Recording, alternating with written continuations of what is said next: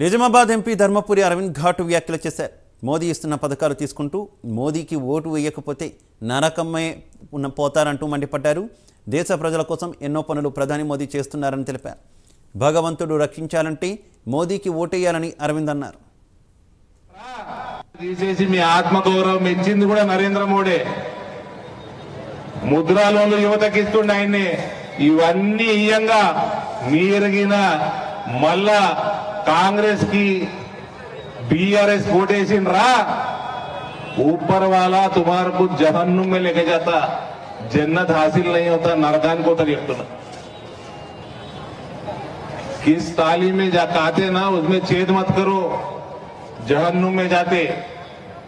जन्नत हासिल होना जो अपना देश के लिए सेवा कर रहा, जो अपना देश को सुरक्षित रख रहा, उनको वोट देके मदद देना, नहीं तो ऊपर वाला भी माफ